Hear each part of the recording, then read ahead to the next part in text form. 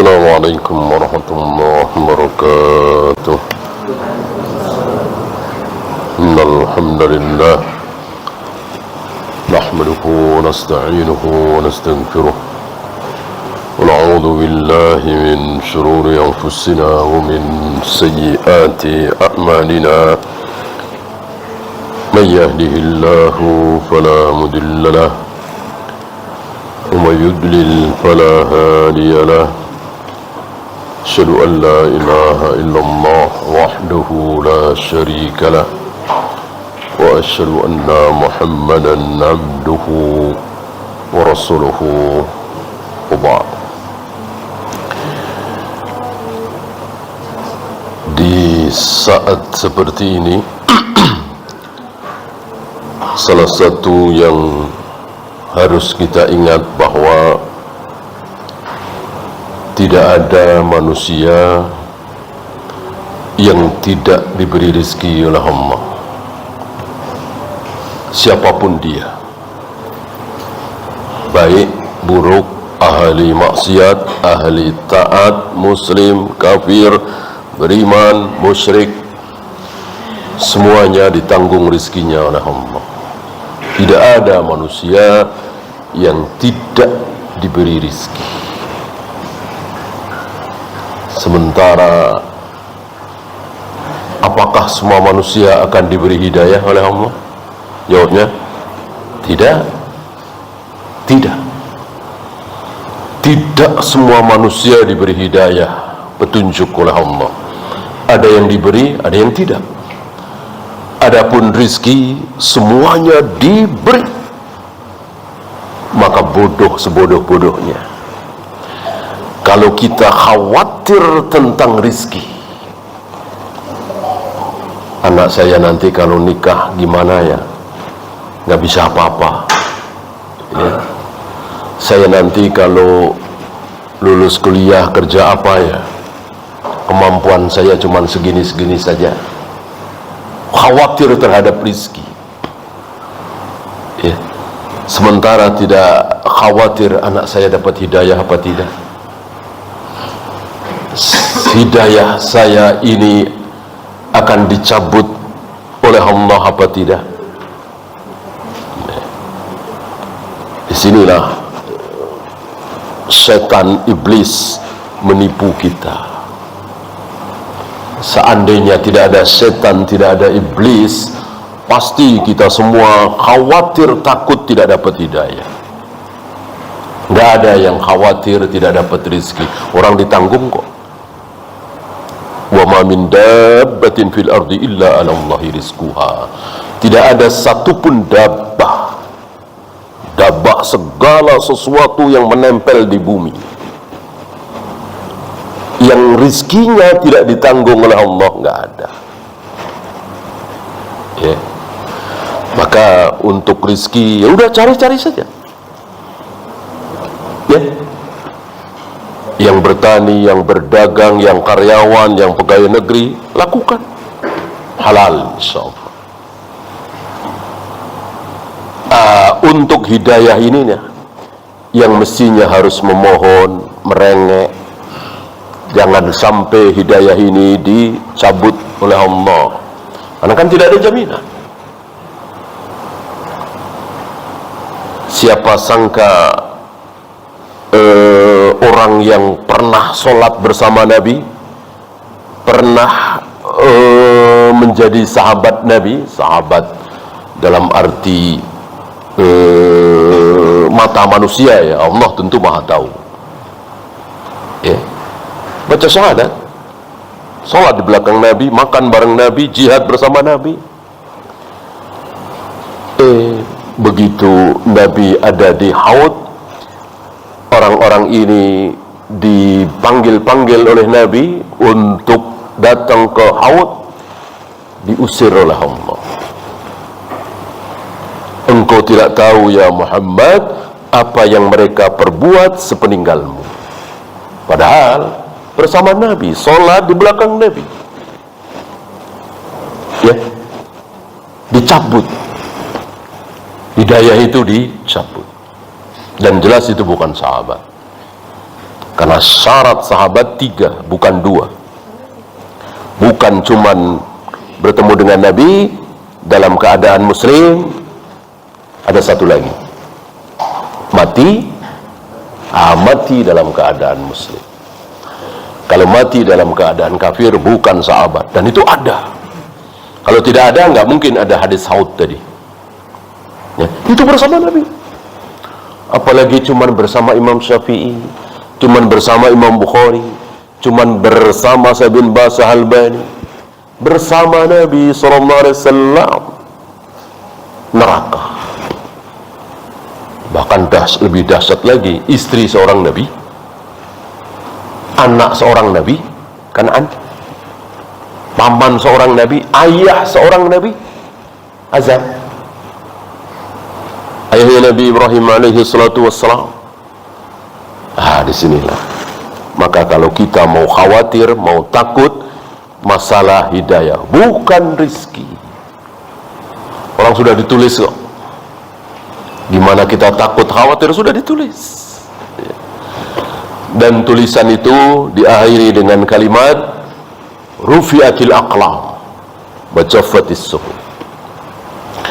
Pena telah diangkat, tinta sudah kering, sudah selesai.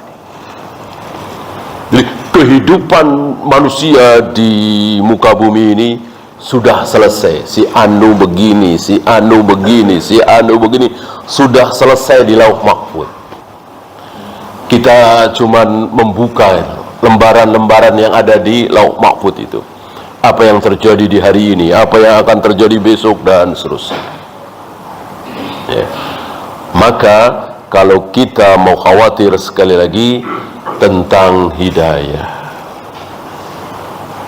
pun jangan sampai kita membanggakan apa yang kita miliki. Kata Nabi, yang betul-betul kita miliki cuman ada berapa? Yang betul-betul milik kita. Kita punya mobil, kita punya motor, kita punya rumah, punya perusahaan, punya sawah, ladang. Yang betul-betul kita miliki cuman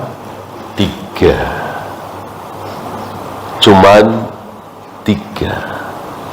Apa yang pertama?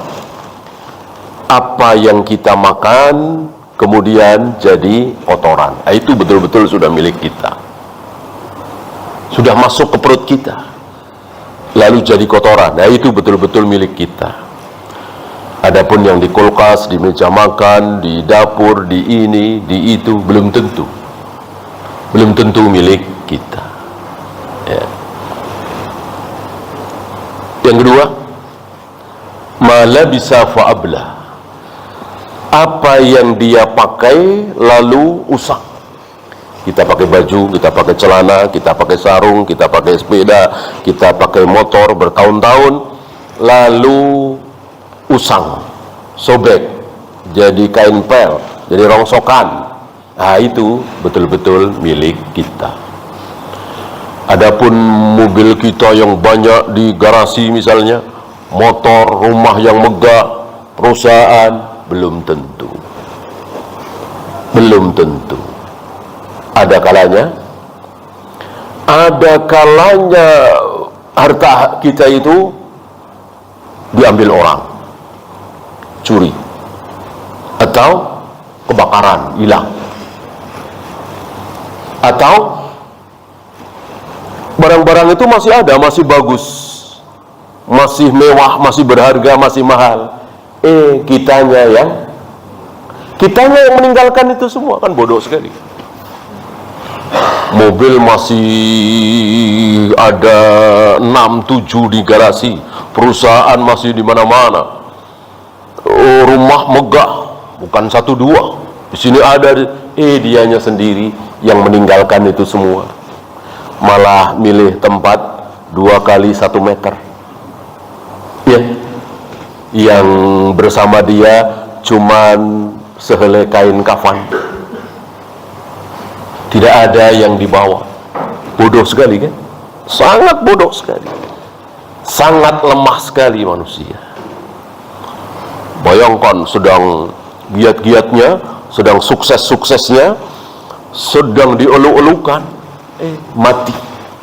Dan kita saksikan hari ini, yang pejabat, yang artis, yang pengusaha, umur 30 mati, 35 mati, 40 mati, sedang nanjak-nanjaknya itu karirnya.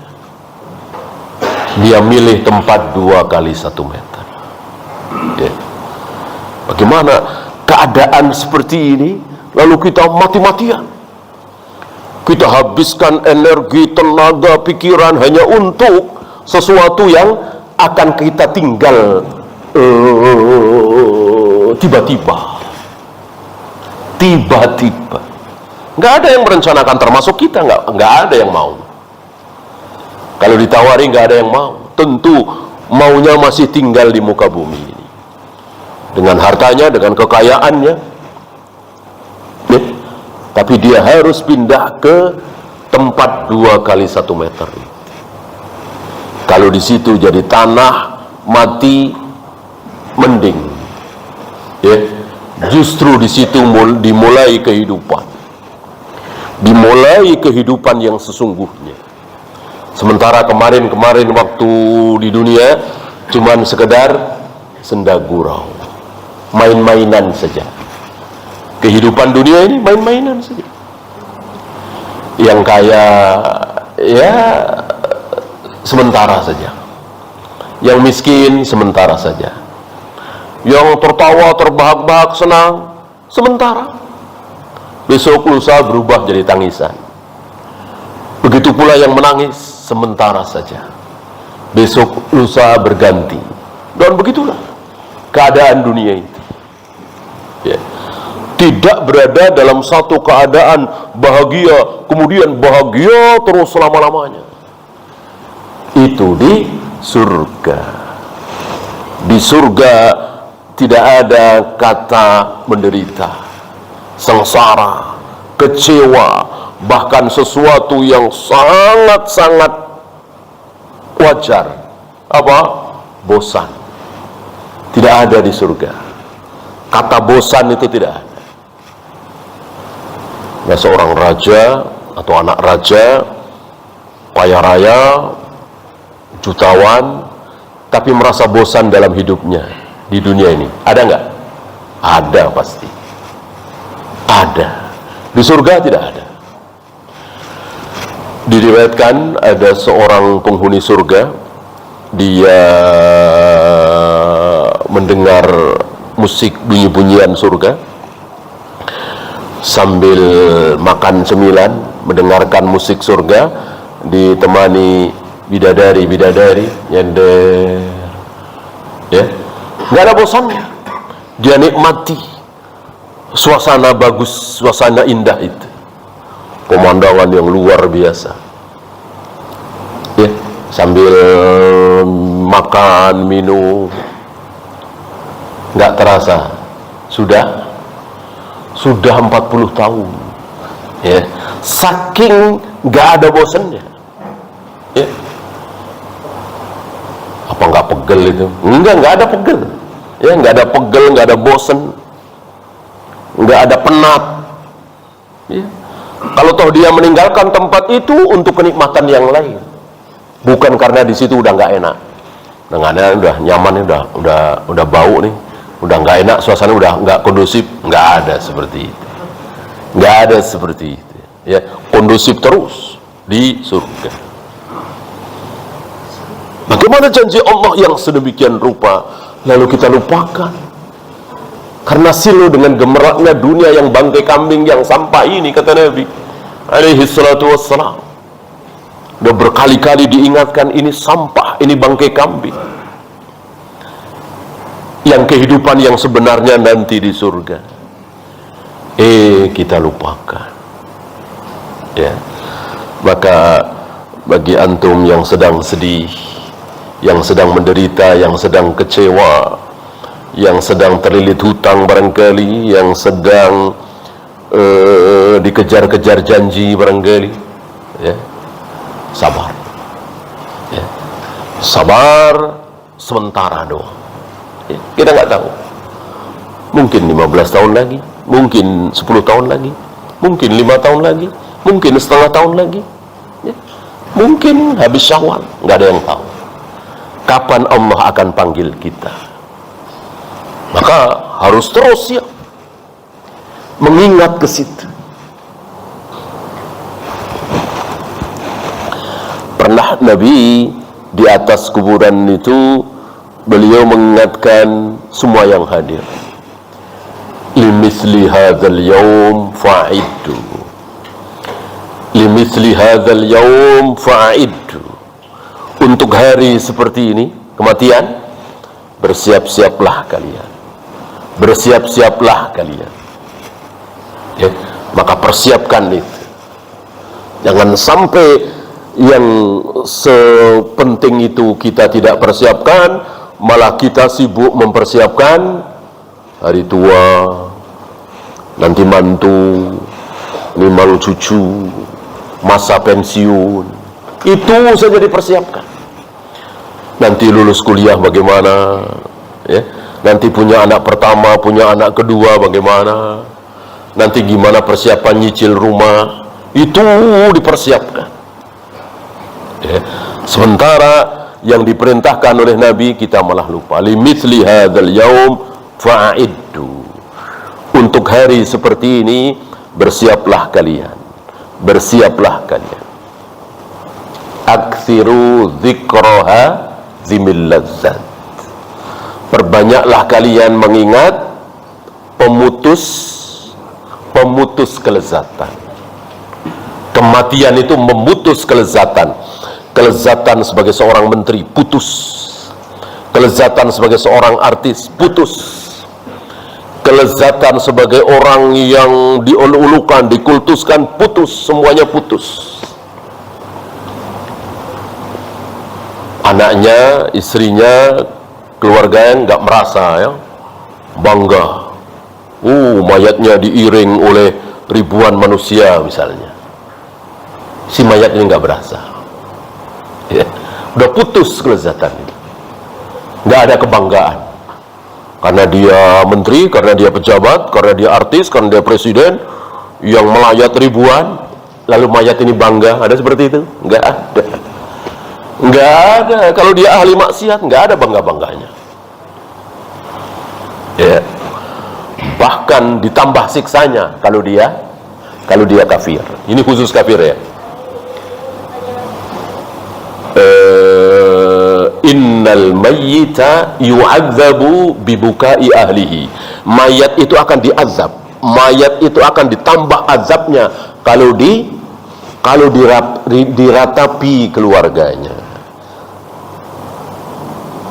Beberapa sahabat muskil dengan sabda Nabi ini, karena ayatnya kan jelas, ala taziru wazratu wizra ukhra wa laysa lil insani illa ma sa'a, bahwa dosa seseorang tidak mungkin dipikul oleh orang lain, pasti akan dipikul oleh dia sendiri. Kenapa yang meratap anaknya, keluarganya, kok yang diazab dianya? Di sini diterangkan oleh Nabi alaihi salatu wassalam, khusus mayat kafir, khusus mayat kafir. Kafir iya, karena orang kafir tidak pantas untuk diratapi. Maka yang keluar dari lisan Nabi ketika ada orang kafir mati apa?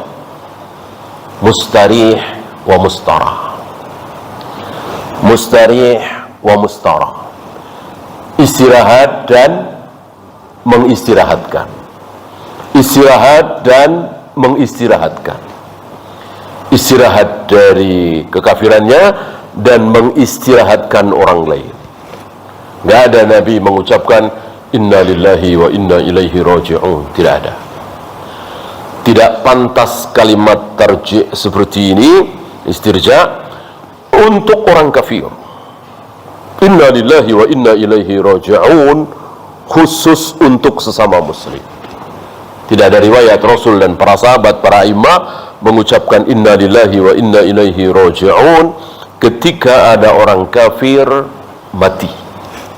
Contoh besar siapa? Abu Thalib. Abu Thalib, ya. Sebelum meninggal, Nabi berusaha sekuat tenaga supaya di akhir kehidupannya ini, kesempatan terakhir, Abu Thalib baca syahadat. Gagal. Direcokin oleh 3 orang. Salah satunya Suhail bin Amr. Dan luar biasa, justru akhirnya Suhail bin Amr masuk Islam. Ini betul-betul rahasia takdir. Orang yang menghalang-halangi Abu Thalib masuk Islam, justru dia sendiri di kemudian hari masuk Islam. Jadi takdir itu betul-betul rahasia. Kita tidak boleh sok tahu. Orang seperti ini mana mungkin dapat hidayah. Orang menghalang-halangi orang untuk masuk Islam, enggak bisa. Hidayah betul-betul rahasia. Takdir betul-betul rahasia. Hanya Allah yang tahu. Ya.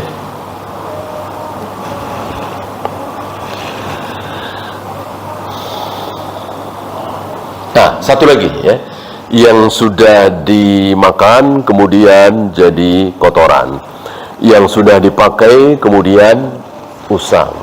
Satu lagi, yang betul-betul milik kita, yang sudah kita sedekahkan, yang sudah kita infakkan di jalan Allah, itu betul-betul milik kita. Adapun yang di brankas kita, di dompet kita, di saldo kita, belum tentu. Belum tentu. Bisa hilang, bisa kebakar, bisa dicuri orang, atau tadi harta kita masih utuh, masih banyak, justru kitanya yang meninggalkannya. Ya. Maka kalau antum betul-betul ingin memiliki harta antum yang sebenarnya, 3 itu. Tentu yang paling bermanfaat adalah yang terakhir tadi. Yang sudah kita sedekahkan, kita infakkan di jalan Allah, lalu disimpan oleh Allah, dipelihara oleh Allah, ditumbuh kembangkan oleh Allah. Mirip-mirip atau persis kalian memelihara anak kuda. Antum belum pernah lihat barangkali ya, bagaimana orang Arab memelihara anak kuda.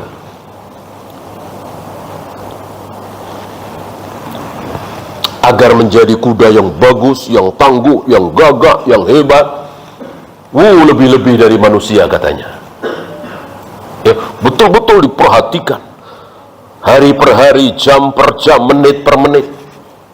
Kira-kira Allah mengkiaskan seperti itu. Aku menjaga sedekah kalian supaya menjadi banyak, bertumbuh, berkembang. Itu seperti kalian menjaga anak kuda. Ya. Maka serahkan kepada Allah apa yang kita infakkan itu. Apalagi di bulan-bulan seperti ini, sebaik-baik sedekah di bulan-bulan seperti ini. Nabi SAW dermawan sekali, dermawan sekali. Di bulan Ramadan lebih dermawan lagi. Ya. Maka berlatih kita untuk memberi. Jangan nunggu banyak. Banyak dari kita ditipu oleh setan, ditipu oleh iblis. Kamu belum waktunya sedekah. Kata kamu saldo baru berapa? Nggak sampai 10 juta kan? Kumpulin dulu. Udah banyak, penghasilan banyak, baru. Ini bagian dari talbisul iblis, tipuan iblis. Bahkan punya cuma 200.000, 100.000, tapi sedekah justru lebih dihargai oleh Allah. Ingat, Sahih riwayat An-Nasa'i, 1 dirham mengalahkan 100 dirham. Sedekah 1 dirham mengalahkan sedekah 100 dirham. Kenapa? Karena orang yang sedekah 1 dirham ini, hartanya, uangnya cuman 2 dirham. Berarti separuh, 50%. Sementara yang sedekah 100 dirham ini, hartanya ribuan dirham. Allah melihat pengorbanan, Allah tidak melihat angka. Ya, walaupun besar, miliaran, tapi nggak ada pengorbanan, ya baik tapi kalah dibanding dengan yang ada pengorbanan.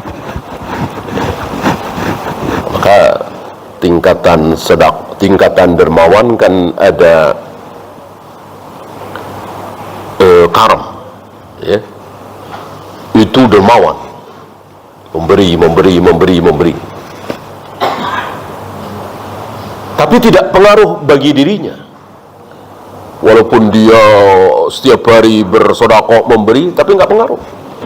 Mobilnya masih mewah, rumahnya masih megah, mau makan apa, minum apa, keturutan. Nah, yang lebih tingkat tinggi lagi, jud. Dia sedekah, dan dari sedekah itu pengaruh bagi dirinya. Gara-gara dia sedekah dermawan, akhirnya yang tadinya tahun ini mau ganti mobil nggak jadi. Itu ya, mestinya hari itu dia bisa makan dengan ayam, tapi gara-gara sedekah mungkin cuman 20.000, 30.000, akhirnya nggak kebeli ayam, cuman kebeli tahu tempe misalnya. Ini lebih tinggi dari yang pertama tadi, walaupun yang pertama miliaran, tapi nggak pengaruh bagi dirinya. Yang tertinggi ithar wa yu'thiruna ala anfusihim walau kana bihim khasasah. Sekelompok manusia yang dinyatakan sebagai ithar adalah kaum Ansar. Apa ithar? Dia sendiri butuh tapi ngalah diberikan kepada orang lain, ya. Seorang Ansar yang pura-pura makan dan lampunya dipadamkan demi supaya tamunya itu ikut makan, padahal makanannya cuman satu porsi itu, ya. Dia sendiri butuh, dia sendiri perlu, tapi dia ngalah. Barangkali sulit sekali kita cari contoh seperti ini. Itu orang-orang Ansar mayoritas seperti itu. Dia sendiri butuh nih, kuda nih, dikasihkan kepada saudaranya dari Muhajirin. Dia sendiri butuh kambing, itu dikasihkan. Sulit kita cari tandingannya hari ini. Maka jangan macam-macam dengan sahabat, ya. Jangan coba-coba mau mengamalkan amalan yang para sahabat tidak mengamalkan. Lihat para sahabat seperti itu. Ini satu contoh di antara ratusan contoh betapa hebatnya, betapa takwanya, betapa berilmunya para sahabat itu. Betapa mereka diridhoi oleh Allah, dijamin ampun, dijamin surga, dijamin ridha. Maka jangan pernah mengamalkan satu amalan yang para sahabat tidak mengamalkan. Minal aizin wal faizin kulla amin wa antum biqair. Adakah kalimat ini dicontohkan oleh para sahabat di 1 Syawal? Kalau tidak, tinggalkan. Ambil saja yang jelas-jelas dicontohkan oleh para sahabat. Taqabbalallahu minna wa minkum. Ya, sekecil itu kita mengikuti para sahabat. Nah, manusia termulia yang dijamin ridho, dijamin ampun, dijamin surga. Ya, kita nggak ada apa-apa.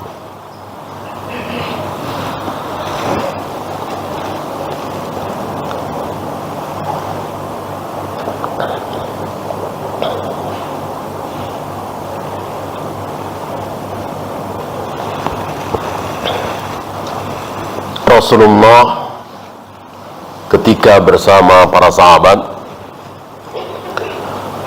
pernah membuat satu garis gitu ya.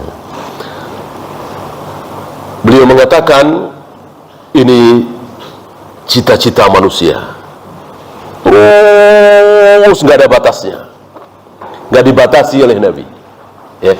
Jadi keinginan manusia, cita-cita manusia, ambisi manusia luar biasa.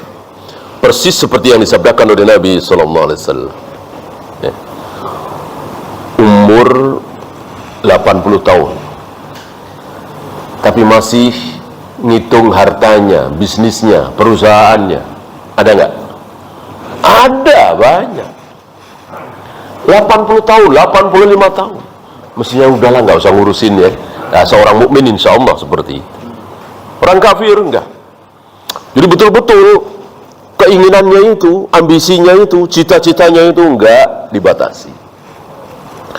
Nah, cita-cita manusia, keinginan manusia ini terhambat oleh apa? Satu garis ya. Jadi garis lurus itu dipotong dengan garis kecil. 1, 2, 3, 4, 5, 6, 7, 8, 9, 10, 11, terus. Apa garis-garis kecil ini yang dibikin oleh Nabi, yang memotong garis lurus itu? Sakit,